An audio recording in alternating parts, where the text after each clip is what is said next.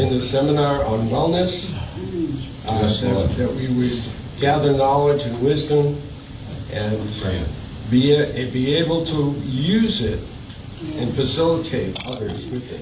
In Jesus' name. I just wanted to share that, once again, that the vision for our church is that the Spirit of the Lord is upon me because He has anointed me to preach the gospel to the poor. He has sent me to heal the brokenhearted, to preach deliverance to the captives and recovery of sight to them that are blind, and to set at liberty them that are bruised. Amen. And so we hope that this seminar will help in those areas. Amen. Luke 4:18. It's right right down there on there. I'm sorry. All set? You know, open prayer? Oh, you just opened it? Where you been? Kathy? Now you're beginning to sound like Paul. Yeah, that's what happened to me. Oh, I already did, Pastor Sam. Okay. Those are for you. I can do it. They are now. They are now? Hey, that's your shirt. I'll leave these on the pulpit after this is a little bit. All right. So, good morning, everyone. Good Good morning. I must say welcome. Welcome. Thank you all for joining us this morning. It is such a beautiful day outside. Other than the blustery wind, then, we can do without that. But it's so beautiful out. And talking about wellness, you're always thinking about that beauty of life, that nice, refreshing aura of life that you want to feel and to embrace. And I'm going to start this morning with Psalm 23. The Lord is my shepherd, I shall not want. He makes me to lie down in green pastures. He leads me beside the still waters. He restores my soul. He leads me in the paths of righteousness for his name's sake. Yea, though I walk through the valley of the shadow of death, I will fear no evil, for thou art with me. Thy rod and thy staff comfort me. You prepare a table for me in the presence of my enemies. You anoint my head with oil. My cup runs over. Surely goodness and mercy shall follow me all the days of my life, and I will dwell in the house of the Lord forever. Here, another reading. And this morning, I just wanted to, just to give a little, I know we have our wonderful speakers here this morning, but when we thought of this wellness, it's just an act of practicing healthy habits on a daily basis to attain better physical and mental health. We want the outcome of our daily life to be that wellness. And because we all want in every single day, no matter our ups or our downs, we want to thrive, not just survive. Yes, amen. So we want everyone to, with this seminar today, all the information that we will receive, we want to make sure that we use it, take it however and wherever we can to use it so that we can all. Mental health, a lot of times, I remember back in the days, and I'm not that old, but I remember you talk about mental health, and immediately people would be like, oh my God, they're crazy. It's always that downward thought of it. You wouldn't think of emotional, physical, spiritual, all that being in wellness. In that mental health space of mind. And I'm so glad that we have the resources here today to help us to realize that there's so much more that we can all do in each and every hour of our day to achieve that. Please enjoy the day. And at this time, I will welcome Sister Kathy Perry, and she's going to do the rest. Hello, everybody. Hi. Wow. Can everybody hear me? yeah. Okay, okay, all right. So I just wanted to start out with talking about who we are as God created us. So we're very complex creatures, aren't we? Have you ever noticed that all of the battles that you have are always occur in your mind? Yeah. Have you noticed that? That's where the battles are. Yeah. Truly, our minds are a battlefield. However, there's so much more going on with our bodies. We are spirit, we are soul, we possess a soul, and we live in our bodies. Stress, health, and faith all go hand in hand. It is through our bodies that we function and we live and we move. Praise the Lord. It is through our bodies that we have our senses, that we feel the world around us. We see, we hear, we touch, we taste. That's how we can connect to our world. In Psalm 139:14, God declares that we are fearfully and wonderfully made. We have a baby that's being made right now. We're so grateful for that. Cool. Every new life is such a blessing, such a treasure. So when God says that we're fearfully made, that sounds like, oh gosh, what should we be afraid of? But there's nothing to be afraid of. It means to have a profound respect and honor of how God created us. So when we think about how He created us, it's like incredible. He knit us together in our mother's womb. That's how important we are to Him. Our souls are made up of our mind, our will, and our emotions. And all three of those things form our personalities. It forms who we are.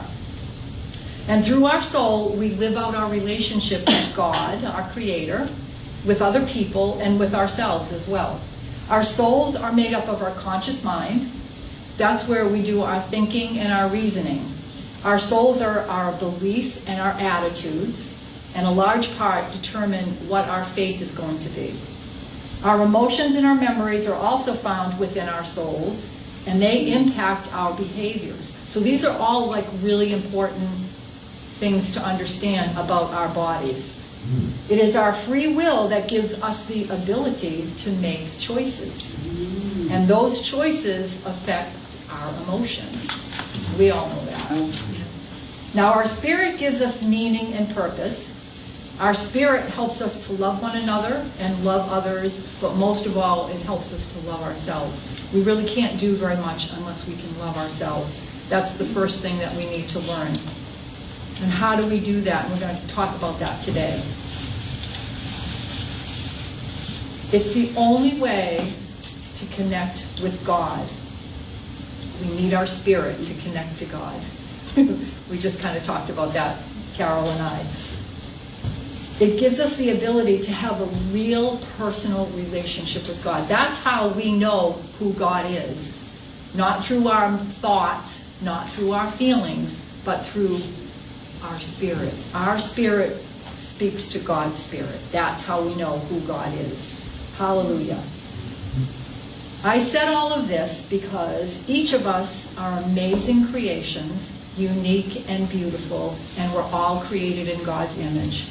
Our spiritual health will have a significant impact on our emotional and our physical health. If chronic stress and anxiety are left unchecked, it will begin to affect our whole being, our bodies, our souls, and our spirits. So today we're going to talk about anxiety and stress. Carol's going to share that with us. And we're going to talk about how it can impact every part of our body, physically, spiritually, and emotionally, and mentally.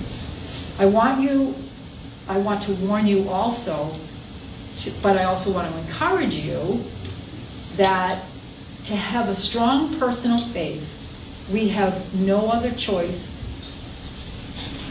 Hold on for 1 second, okay?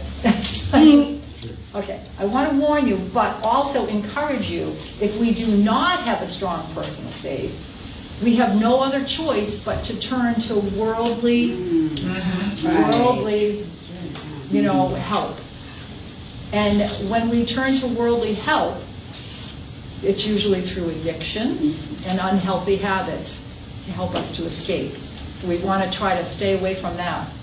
Our spiritual hearts need to be as healthy as our physical hearts.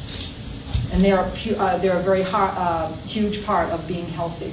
So today we are here to let you know that you are not alone, and that we want to share with you that there is always hope. Okay, so our first speaker is going to be Carol. I'm not going to say your last name. And she has a wealth of information. She's worked in this area of counseling for over 35 years. Oh, yeah? A lot longer than that. Longer. Yeah, a lot longer. Yeah, And, she's almost as old as me.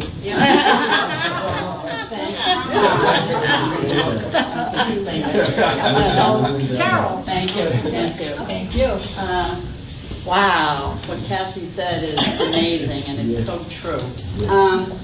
So before I start, because I'll just talk on and on, so before I start, I am going to talk about depression and anxiety. Anxiety is the #1 complaint in mental health in the United States today. Anxiety. But I am going to talk about depression, because lots of times we see depression / anxiety. Laura probably knows that. But before I get started, I get on a roll, I want to know, what would you like to know about depression and anxiety?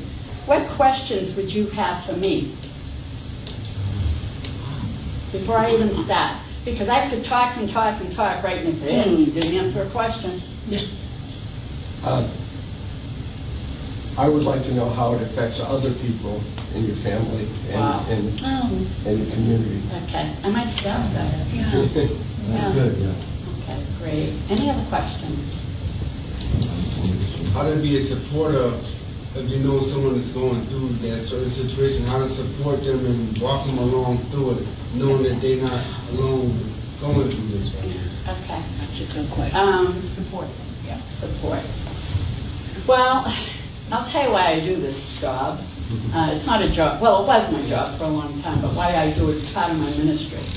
When I was a psychiatric clinician for the crisis team, I had to go out many times a day and assess people that wanted to commit suicide or kill somebody. It was one or the other. Or they were really, really, really at the bottom. They couldn't tolerate anymore.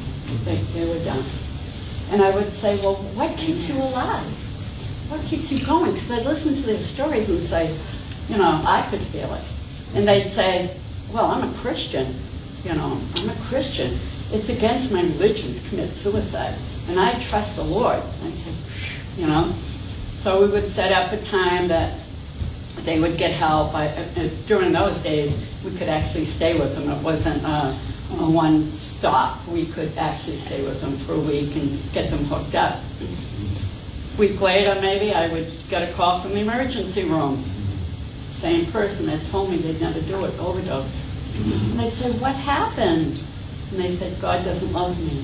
He doesn't love me. It's Satan whispering in my ear. This happened over and over again. So people knew I was a therapist also. And I would Christians that would come in. And they would be in a clinical depression, which is a medical problem.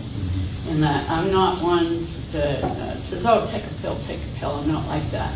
But sometimes in a medical condition, you know, clinical depression, you do need it. And they'd say, no, I'm a Christian. And I knew if I sat there with the Bible and we did the whole Bible in a year, I wasn't going to help them. I could help them with their thoughts, you know, the renewing of your mind. It's in the Bible, the renewing of the mind, the first therapist, right? It's in the Bible, the renewing of the mind. But I knew I couldn't help them. They stopped going to church. They didn't have the joy of the Lord. So I'd say, I'm sorry, but I can't see you. I don't think I can help you unless you see my doctor. So they'd get on some medication. 3 months later, we're back. We have the joy of the Lord.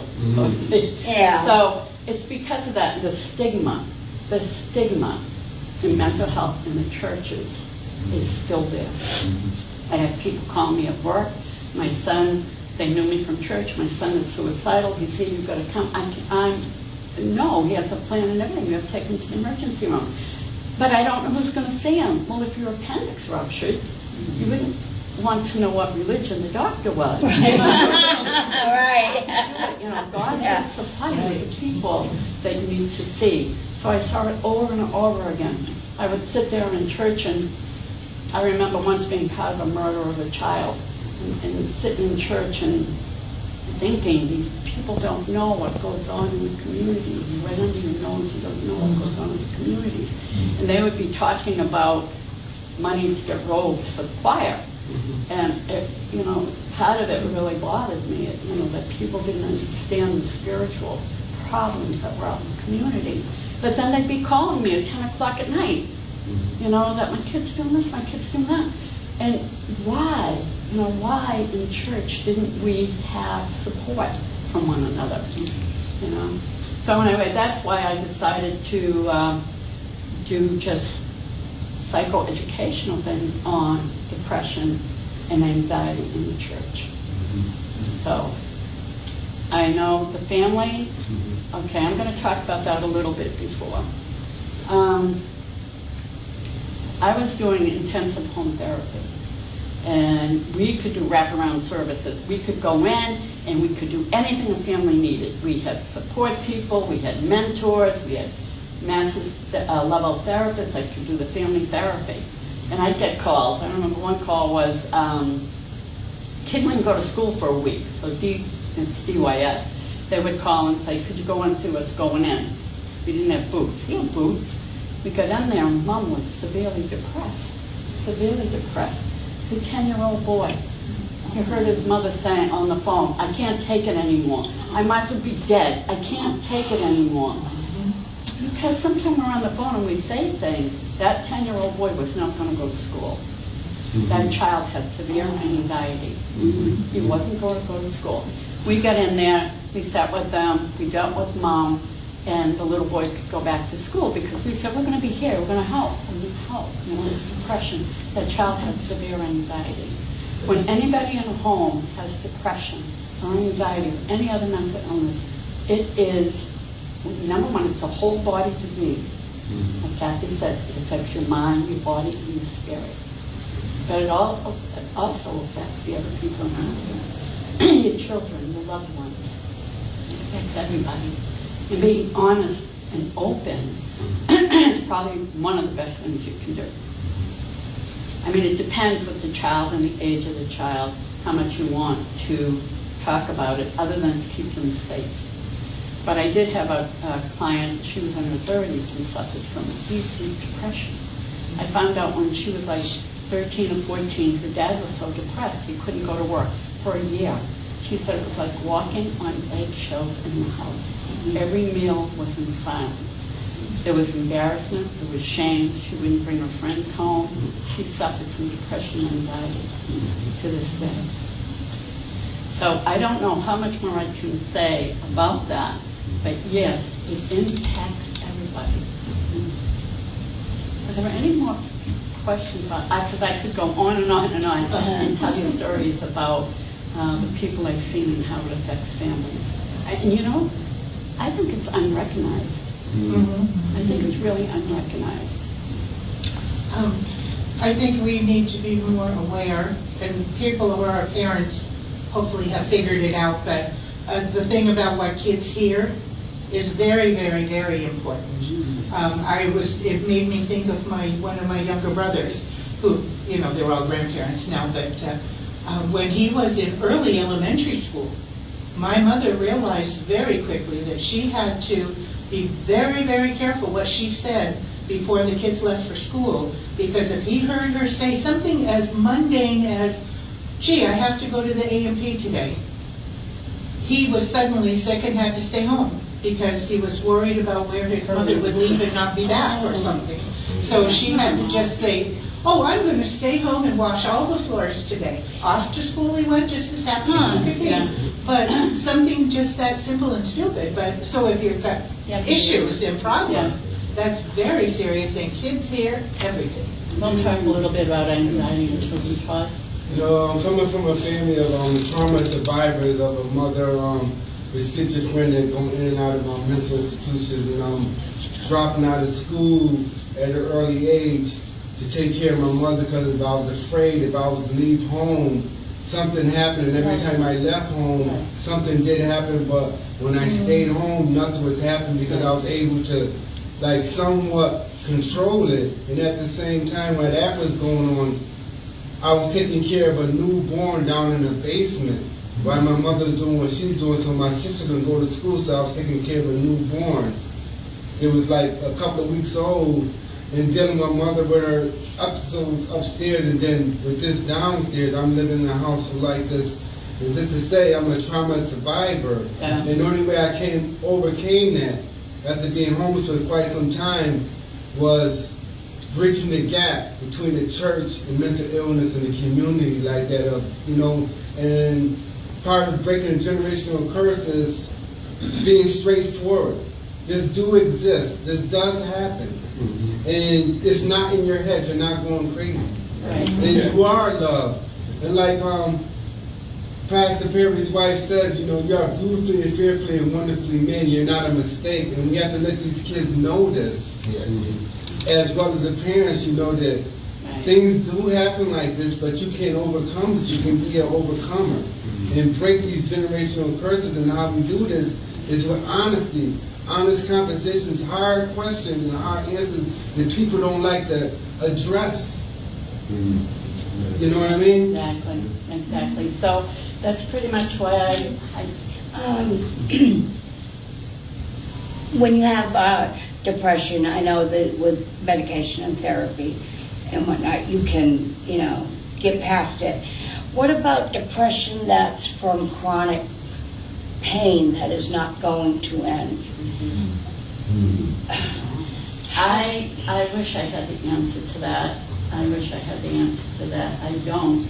And I'm going to get started with some of the symptoms and everything, because yes, sickness, people that have chronic pain, diabetes, cancer, any of the illnesses, some, not always, but depression goes with it.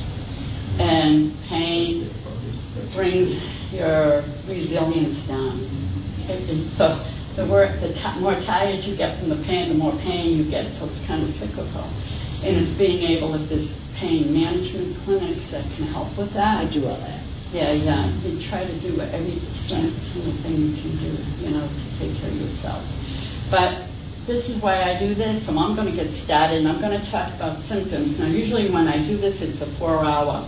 I do 4 hours just on depression, so I only have probably 20 minutes. So I pretty much know. No, don't say go ahead. Give me 4 hours. Just for depression. I love you, Carol. A little bit of this I'm going to read. What is depression? Everyone feels sad or low sometimes, but these feelings usually pass with a little time. Depression, also, it's called depressive disorder or clinical depression, is different. It can cause severe symptoms that affect how you feel, think, and handle your daily activities, such as sleeping, eating, working. It's an illness that can affect anybody, regardless of age, race, income, culture, or education. Research suggests that it can be genetic, biological, environmental, and the psychological factors that play a role in depression. It comes with other illnesses that I just talked about: diabetes, cancer, heart disease, chronic pain. Depression can make these conditions worse, or vice versa. But there are different types of depression, so I'm only going to talk generally what the symptoms are, and they affect different age groups. So a little kid is going to have a different behavior than an adolescent or an adult. Same symptoms, but they express themselves differently. But there's major depression, which includes all the symptoms I'm going to talk about, lasts about 2 weeks. And it does interfere with your ability to work, sleep, study, eat, everything. It's a mind, body, spirit. It's a full body disease is what I call it. It's like, you were so great talking about that, because it's exactly what it is. So that's major depression. There's a persistent depressive disorder. We used to call it dysthymia. That's kind of a chronic, low-grade depression. Usually I see people, I'd say, when did this start? Oh, when I was about 12 or 13. And everybody has these ups and down days. Everybody has them. if you have dysthymia, your days are a little bit down, maybe for 3 or 4 days, then you have a couple of weeks stable, then you're down. It's a mild depression. You can still go to work. I think years ago we'd probably say, oh, that person's melancholy. You know, they're just a grumpy person, that's all. Prenatal depression, postpartum depression, seasonal affective disorder, we call it SAD. That's in the winter when the sun goes away. You know, so that's seasonal. Yeah, SAD. I think we live in New England, we kind of just get sad. And then you can get so depressed that you'll have psychotic features, and I can't really get into all the psychotic stuff, but yes, you can. A lot of people will say that older people, when you get older, you get depressed. That's a myth. The thing is, when you get older, you're not necessarily going to be depressed, but what happens when you get older, older people have more loss. They lose their friends, their loved ones. They also have more aches and pains, so they lose their independence. Some people, you know, I did it for the Blind Commission, people that had glaucoma or macular degeneration, and they couldn't drive anymore. They couldn't play. So they were depressed because of something, not because they were old. So that's a myth. So that's what depression is. So depression can hurt, literally. These are some of the symptoms. Sadness is only a small part of depression. Some people with depression don't feel sad. You'll say, are you sad? No, I'm not sad. I have a wonderful home, wonderful family. I'm depressed. I'm not sad as you're sad about something. So depression, you don't have to be sad about. You're just not sad. A person with depression may experience many physical symptoms: aches, pain, headaches, cramps, stomach problems.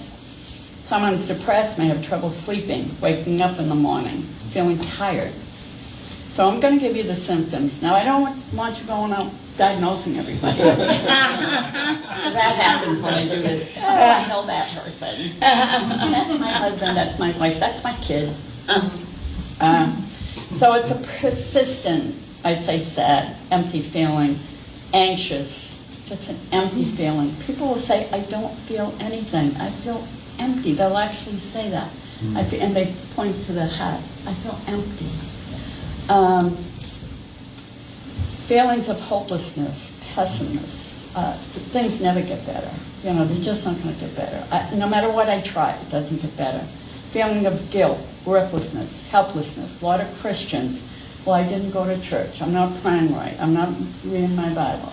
It must be Satan. It's God. You know, and then they blame it on God. Instead of, no, it's their feelings of guilt, what they did 20 years ago. But they can't let it go. They can't let it go. So it's that feeling of guilt, worthlessness. I don't help anybody. I don't do anything. I've asked people what keeps you alive. Well, I'm a parent. I'm a mother. I'm a father. I couldn't kill myself. And again, I see them 2 weeks later because now they're back at it again.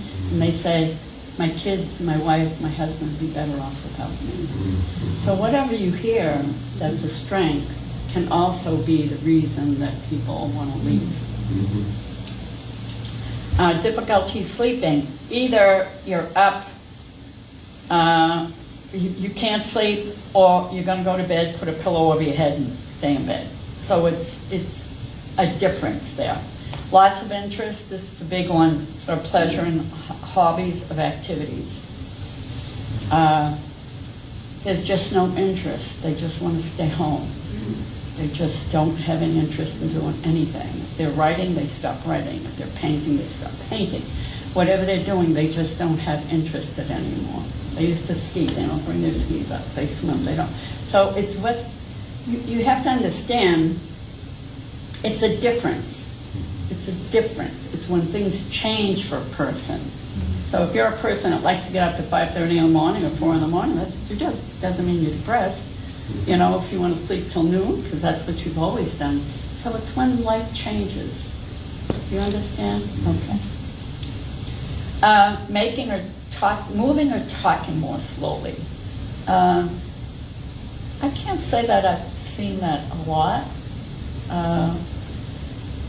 If somebody's really the Energizer bunny and all of a sudden they, like can't move, feeling restless and having trouble sitting still, I've had to assess people that walk back and forth as I'm talking to them.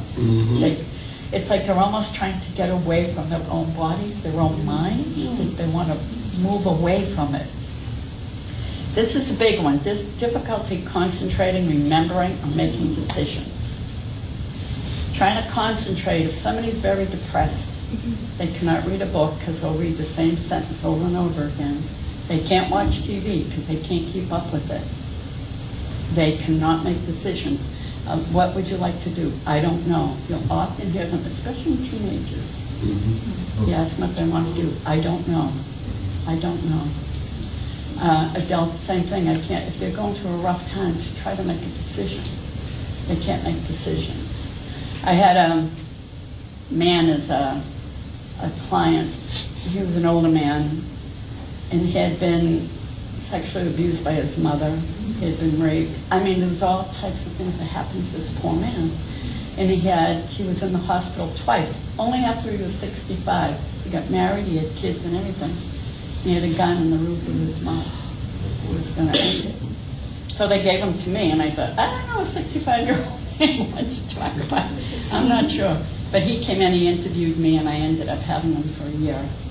And he came in one day and he said to me, you know what? And he couldn't read, and he could not watch TV, nothing. He was just like, almost just could sit there and cry. And he came in after a few months and he said, you know what, Carol? I said, what? Because I was sitting out in the back porch in summer, and I was reading a book, and I stopped because I felt the sun on my face and the wind. And he said, I could hear the birds sing. And he said, I was free. And it made me cry. Because it was like, yeah, he was living again. Wow. He was living again. And that's the other reason I talk about depression and everything, because I believe so much that people can get better. Even if you're not fully cured because of something, you can get better, you can move on.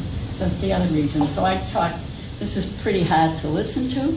It's pretty rough listening to this type of depression, but it happens more than we know. They say like one in 10 people will suffer from a depression in their lifetime.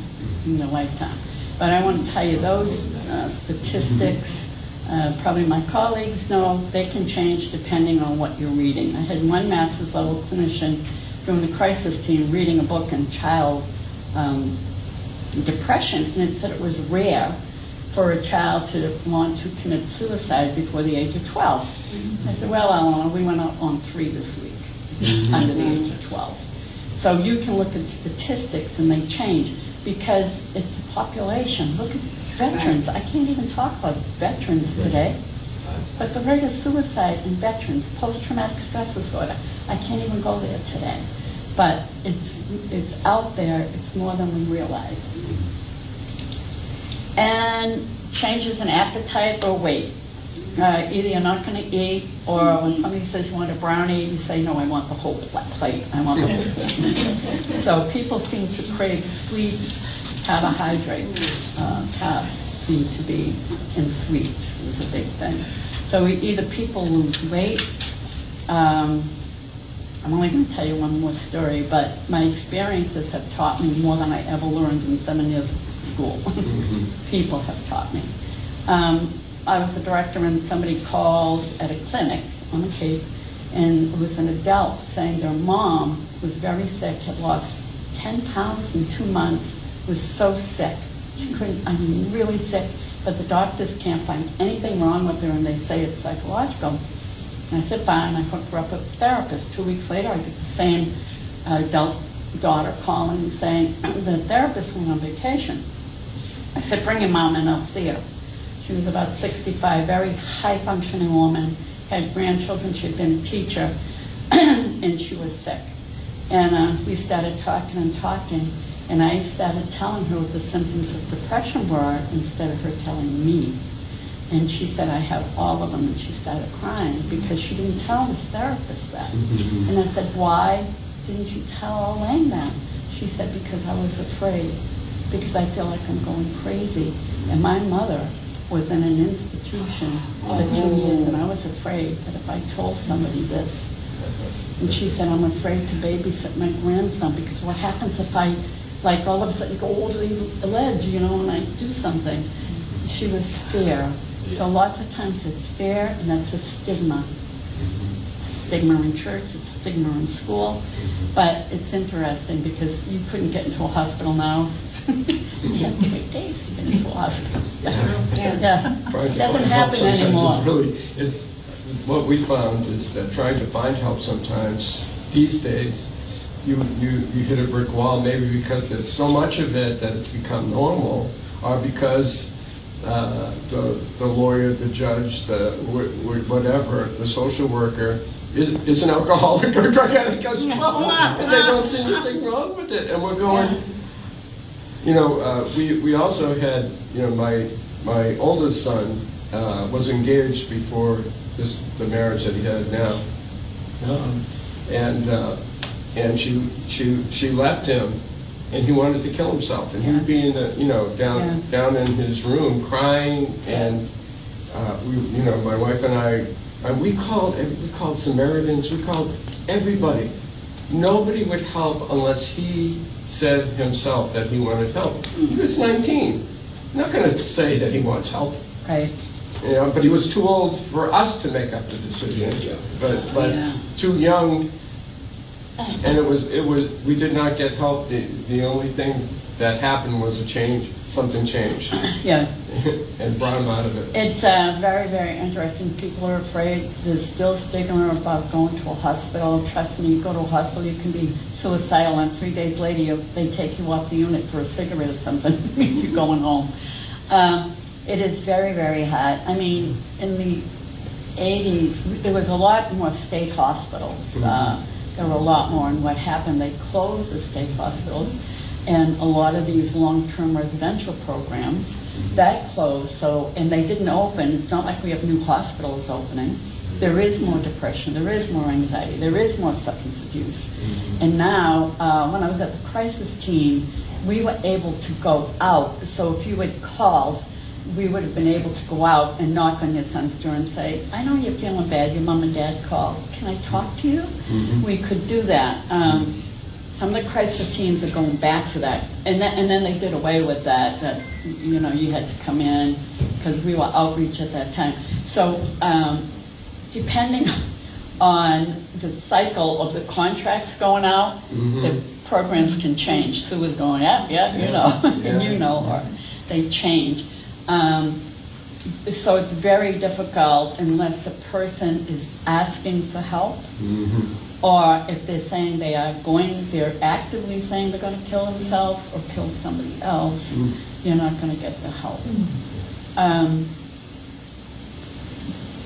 I wish I could say something else, but it is the way it is. Maybe more. Can you section somebody if they are a danger to themselves or others? Can you have them? Yes, you can. Do you have to be a relative or? No, Oh, okay. because when I was at the crisis team, I don't have a license to section, but I could, you know, I worked in a team, so my doctor would section them. And if they said they weren't going, after an assessment to their level of risk, if they said they weren't going to cooperate, no, I am going to kill myself if you let me go, or I'm going to hurt that person, then we could have them sectioned. They would be sectioned to another hospital, and then they'd be reassessed, and then they could be admitted for like 3 days. Todd? You know, since the pandemic, have you seen a lot of cases of dissociation, people just isolating, and it's more prominent now from the internet and everything like that. I'm going to be talking about that. Wow. Yeah, I'm going to be talking about that. Wow. So I'm going to go a little bit. I gave you all the symptoms, but I am going to talk about adolescents, their behaviors, because it can be a little bit different. Now, teenagers, it's a hard time. It's a hard time anyway. And I'm always going to bring up, when you're talking to a teenager, what's going on in the family. What's going on in the family? Who do they have to support them? So now I'm getting into how you can help somebody, okay? But a kid that's, so it's change. It's change. You might have an adolescent that doesn't want to get out of bed. They never wanted to get out of bed. So you're looking for change. They're cranky, irritable. You might have a cranky, irritable kid. So again, I can't stress enough, it's change. You're going to see it in your youth groups, or in schools, you're going to see it. So they're tired, lots of energy. They keep saying, they don't feel good. They just don't feel good. I'm tired. Insomnia, again, or sleeping too much. Changes in their appetite. You have to watch that. Are they craving food? Of course, if they're smoking weed or marijuana, you're going to see that anyway. So you have to kind of watch for that. You know, they come home and they're going to eat a whole jar of peanut butter. You know there's something going on. But they're laughing over there. Yeah, a long time ago, been there, done that. I was a foster parent for 7 years. Two adolescents that didn't work out in other foster homes. So, oh my goodness. I had to, you cannot bring my food up into your room. The use of alcohol and drugs. If a kid, an adult, and a kid that becomes depressed, and I found this with the elderly on the Cape too, they start drinking or they start using drugs. Oh, use this, it'll make you feel better. Yes, it makes them feel better, makes them maybe not feel better, but maybe distracts them for this much. But I call alcohol liquid depression. That's what I call alcohol. Okay? So you have to watch your kids. You have to talk to them, but you have to watch them because you will see that, especially in this day. And Todd, you brought up a great thing about the pandemic. I think that's the rise in anxiety. 18% of people, and adults, have anxiety. I'm sorry. You said it's a great something. You said it's the great something. I didn't catch that. I don't know what I said. Great rise. Oh, a great rise? And the number of people getting the pension. Oh, 18%. Yeah. 18% of adults. I don't know, it said children, but it only said 9%, but I know it's higher than that. Again, if I look at one statistic from one side or another, they change. But I know in times I've seen changes. In times I've seen changes. In different decades I've seen changes. There was a time in the 80s when the economy went down the tubes. And I was working in Plymouth County at that time for the crisis team. And they would just, people were losing their jobs. You know, Route 128, people were losing their jobs. Everything was going down. I mean, it was terrible. In 1 year, my calls to children went up 30%. So we're talking about families. So sometimes you have to look at it. The pandemic was a time of anxiety, depression, everything. Parents got to know their kids. I don't know. I didn't know this kid was like this. Getting a lot of calls on that. So different times in our society and our cultures, it's changed. Wow, yeah. Politics, should I talk about politics? That has had an impact on society and on families more than you could ever guess. It has split up families, kids are anxious, kids listen to their parents, they're afraid, they're anxious. The restless kid, you know, they're not pacing, hand wringing. I mean, if they're doing that at that point, you really need to stop it and say, come on, what's going on? Don't say, sit still, stop doing that. That'd probably be the worst thing you can do. You have to say, looks like something's really bothering you. Can we talk? And if they don't... scary thing, it was this lady, but I was in the emergency room and with somebody, and this lady, the kid couldn't be no more than three or 4 years old, right? and she had the phone right in the baby's face. Moving wherever the baby went, the phone was right there, like right in her face, like that. And I'm just like, Yeah, he called me. really? Yeah, That we're was so scary right there. Yeah. Like, you know, talking a little bit technology about that one. babysitting a kid like this, and just think what if that baby's growing up with that in a face like that. Yeah. What is it doing to him? Yeah, we're going to talk a little bit about that one. Take that, thinking, speaking, body movements. We talked about that even with adults. Again, frequent complaints of unexplained body aches and headaches. Frequent visits to the school nurse. They don't want to go to school. Their head hurts, their stomach hurts, their feet hurt. They just do not want to go to school, or they're in the nurse's office. Social isolation. That's one of the big ones that I see as dangerous. They don't want to be with their friends. They don't want to talk. They want to stay in their room. That one I see as dangerous, when they just zone out. Poor school performance. Kids that were really could do their schoolwork, all of a sudden they're not doing homework, they're not doing anything, they're failing. Kids are not doing this on purpose. It's not because they're lazy. It's not because they don't want to do it. It's because they can't do it. Less attention to personal hygiene or appearance. They're taking their wrinkled pants off the floor that's been there for a couple days and putting it on. Now, if your kid did that before, don't think there's something wrong with them, doing it. I've had those kids in my house. But they're really, really, hey, you haven't taken a shower in 3 days. Come on, huh? So you have to watch that. They start doing that. It could be because of drug use and alcohol, too. Angry outbursts. They're disruptive. They're engaged in risky behavior. Anything like that. I'm going to say cutting and burning. Kids cut. They cut. They burn. Sometimes they cut the top of their arms where you don't know it, the top of their legs. So cutting and burning.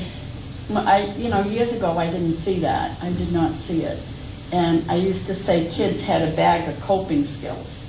And unfortunately, one of their coping skills is cutting and burning. And so we saw a lot of that, cutting and burning. And then it's making a suicide plan or a suicide attempt.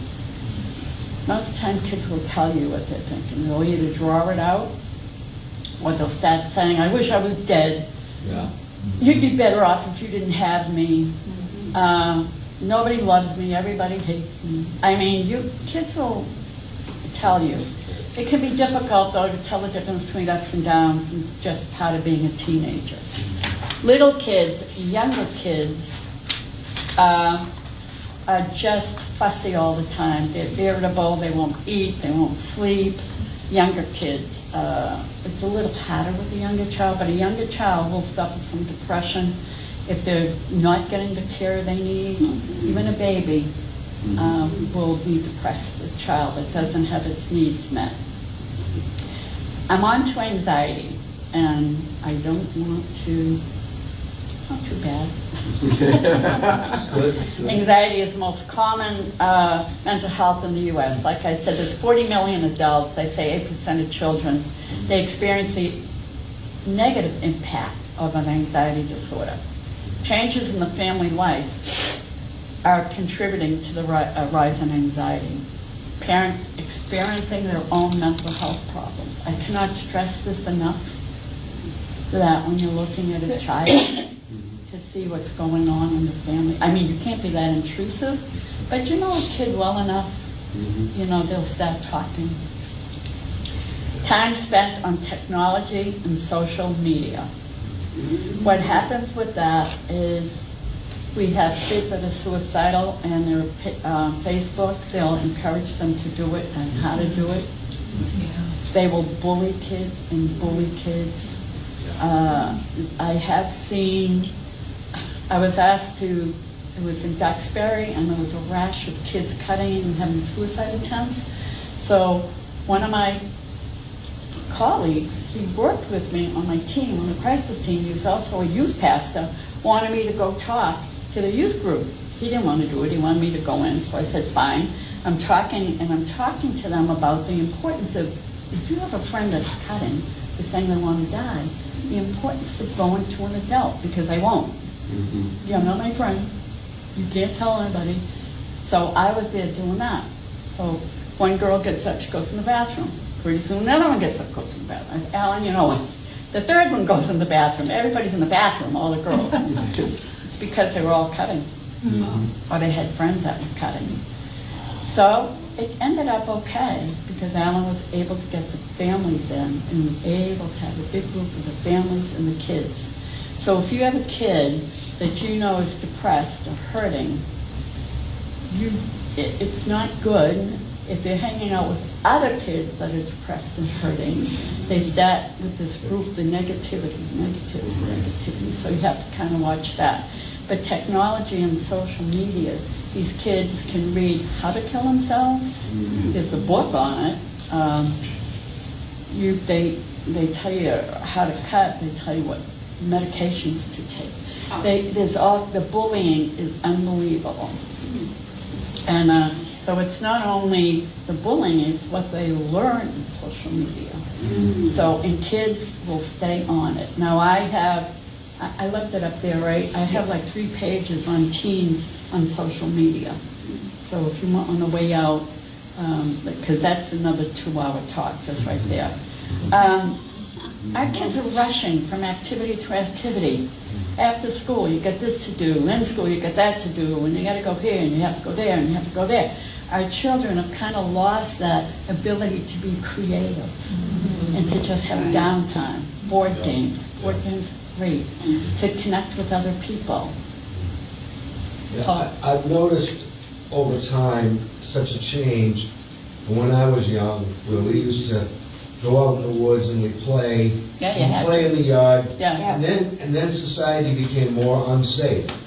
I can remember living in Belmont, Massachusetts as a little boy and walking at age 7 by myself with my friend to the candy store. Well, that has changed. And nowadays, it's like, I can't leave my kid walking by himself. Yeah, that has all changed. And so kids are so involved with technology. They're not using their imaginations and playing anymore. No, not at all. So the next thing was what Todd said. Thank you for that, and that is part of it. Yeah. The other thing is they were always on an iPad and a phone in hand. You ever notice Pastor Henry was up there talking to kids? No. You'd say, put that down. Okay. No, but I have seen them in church. No, I have seen them in church. A younger kid and a parent will hand them the phone. So there's that, and there's vulnerability to bullying and peer. I went to a church, and there was a younger pastor. He preached off the phone, he talked off the phone, he sang off the phone, and I'm going, no, how can you relate? Look at me, look at us. Tell us what's going on. The clients, when they used to see a psychiatrist or even their doctors, they didn't like it because they weren't looking at them in the eye. They were writing on their, they were doing their notes on their, one of them. So I'm going to go through this quick because I know Laura and Emma want to get up here. Yeah. Do you have to leave at a certain time? Okay. It only goes till 12 anyway, right? So.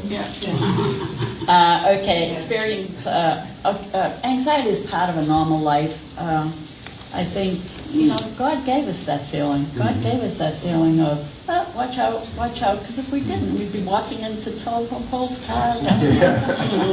I still do it, but no, anxiety is a normal part of life. It can be a gift. But when it interferes with your life, your daily life, when you're worrying about everything, and you can't leave, or your child can't leave, it's time to really look at that. Christians suffer from depression, they suffer from anxiety. So I'm going to talk about anxiety, but there's different, again, anxiety is another whole day workshop, because anxiety includes generalized anxiety disorder, social anxiety disorder, social phobias, specific phobias, separation anxiety, and it goes on and on. OCD, I can't remember them all. There's many different ones, so I'm just talking in general. Common anxiety signs and symptoms include feeling nervous and restless or tense. This is not once in a while. This is a state of being. Having a sense of impending danger, panic, doom. It's like If my kid goes out and uses the bike and goes down the end of the street, they're gonna be picked up and someone's gonna get them and I'm never gonna see them again. So it's an unreasonable sense of danger. I'm going these days, isn't it? Having an increased heart rate. People that are anxious often have their heart beats fast all the time. They have a higher, they hyperventilate, which gets them in more trouble. They feel like they're going to pass out. Sweating, trembling, feeling weak, tired, trouble concentrating, thinking about anything other than the present worry. Again, a child that's anxious, they're not going to be in school thinking about what they have to do in school. They're going to be thinking about everything else that's going on in their life. Having trouble sleeping, they can't because they can't shut their minds off. Experiencing stomach problems, that's a very big one. That's a big one. They're sick to their stomach, butterflies in their stomach, having difficulty controlling worry. They worry, worry, worry. Having the urge to avoid things that trigger anxiety. I can't do this, I can't do that, I can't do this. I had, I'll make this another short story. I took a 10-year-old to Disney. She came from a family that was quite poor, and I knew they couldn't take her. She knew me. I had helped her since she was a baby. She wasn't a client. My family, my children knew their family, so I decided to take her to Disney. Now, a child that's never been to Disney, isn't that the best thing, right? Oh, yeah. And at night, she's sitting there crying. Hannah, why are you crying? I don't know if Dad's going to be in jail when I get home. I don't know what's going to happen to Mom. This child lived her life like that. She lived her life like that. And I have other children that I've been close to that I have to, there's separation. I have to go stay with Dad because Dad would be lonely without me. The parentified child. They take care of their parents. They are little warriors. They are anxiety laden. There's not a pill that's going to fix that child. Sometimes you see kids and foster kids that come out with 6 medications. They need to know they're safe. So there's, having the urge to avoid things that trigger anxiety. It could be going to school. It could be any number of things. Agoraphobia is when they won't leave the house at all. They cannot leave the house at all. So there's panic disorders. A panic disorder is terrible. You feel like you're dying. People think they're having heart attacks, can't breathe. Is there anything else you could think of a panic disorder? It's mostly the feeling your heart's racing, you can't breathe, shaking all over. I mean, panic disorders are horrible. I've never had one, but I've watched people have them. And the more they can't breathe, the more they can't breathe. Separation anxiety, a child cannot leave. You're the child that will scream and cry. Or if they do stay, when they see their mother or father or caretaker come in, they start crying. It's like they're home and they're crying. Social anxiety, I'm so sorry. Sound effects. social anxiety is they just can't be around a lot of people. So we talk about what you can do about any of this. I'm going to say once you see a doctor. I'm going to say this about anxiety. I'm going to say this about depression. You feel like you're worrying too much and it's interfering with your work, your relationship with others, your family. You fear, worry, or anxiety is upsetting you so much it's difficult. You can't control it. You feel depressed. You have trouble with drugs and alcohol, or have other mental health concerns. You think your anxiety could be linked to a physical problem, because it can be. It can be thyroid. It could be other things that are going on in your life. You have suicidal thoughts or behaviors. If this is the case, that you have to seek professional care.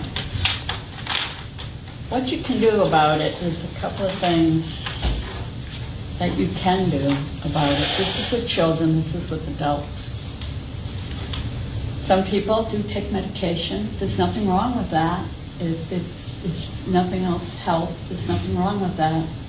One is always make sure, even if you're an adult, you have a friend you can talk to. Sometimes a friend is as good as a therapist if you trust his friends and you can really tell them how you feel. If it's a child, that they have an adult they can go to. And when I used to see kids, they'd say, who do you feel safe talking to? I wanted to know that they had a connection. So connection is the most important thing in life, your connection. Who can you go to? Who can you talk to? Here, I know it's a youth group. You guys do a tremendous job with the kids. With kids, you keep them busy. Monitor their time, on their phones or whatever they're doing. So being connected is very important. Not letting people isolate. That's in a family. That's a loved one. Invite them out to lunch. They'll say no, they don't want to go. They're too depressed. Talk them into it, even if you have to bring them lunch. What happens if you're depressed and you say, I can't do it? For that minute, you feel better. It's almost like an award because you said no, and all of a sudden you don't have that anxiety, but it deepens the depression. If you can get them out to go, you'll find their mood lifts. The other thing is exercise. 30, and it's been researched over and over again, 30 minutes of walking a day is almost as good as taking an antidepressant. I can't talk to you about medicine, but I can tell you you can do it on your own as long as you go to a reputable site. Herbs can work. But if you're taking other medications, you have to be careful. I'm not even supposed to talk about that. I'm just saying there's alternatives. Yeah. But exercise and food. Food. Healthy food. You talked about wellness. And everyday wellness. Food. You might crave sugar. You might crave sugar. Try to leave it alone. It's hard. It's addictive. It's hard to leave alone. So eating, very important. Don't skip meals. Try to eat healthy. Structuring times for teenagers, even yourself, even if you're depressed. And it is okay to reach out. There are resources. Laura and Emma are going to talk about it. There are resources that you can get. I know it's hard. I know it's very difficult. But there are resources. And I want you to have hope, okay? Absolutely. Mind, body, and spirit, like Kathy was talking about. You have to, your thoughts, it's the renewing of the mind. It's in the Bible. Is that Romans or Philippians? The renewing of the mind. You got me. Romans, is it Romans? Romans, right? The renewing of the mind. I call that cognitive behavioral therapy. That's what I do. I'm a cognitive behavioral therapist. So have hope, because people do get better. I'm gonna, one more time, any questions before Laura? I think you did good. Yeah. Thank you. Very thorough. You can always walk around a little bit. You have to. Oh, absolutely. I'm not leaving. Yes. So now we have Laura. Laura is from Child and Family in Hyannis, and Vivian and I got to talk with her the other day, and it's just like, it's awesome. I mean, she's a wealth of information and resources that are available for us, which is hope. Yeah. Amen. Go. Yes. All right. So should I do that? I have a little Yeah, presentation, sort of. I think it's the visual can be helpful. can we get her set up for, If anybody needs to like use the bathroom or Yeah. something like that, while I set this up, feel free. I was just going to refill my cup. Perfect, no, she's going to try to set it Oh, up. okay. Turn this on? It should be on. Yes, behind that Go wall. to the monitor on. Go around the corner and it's right there. There's 3 of them, so. Right there. This is part one. We'll be moving to part two in a minute. Blessings.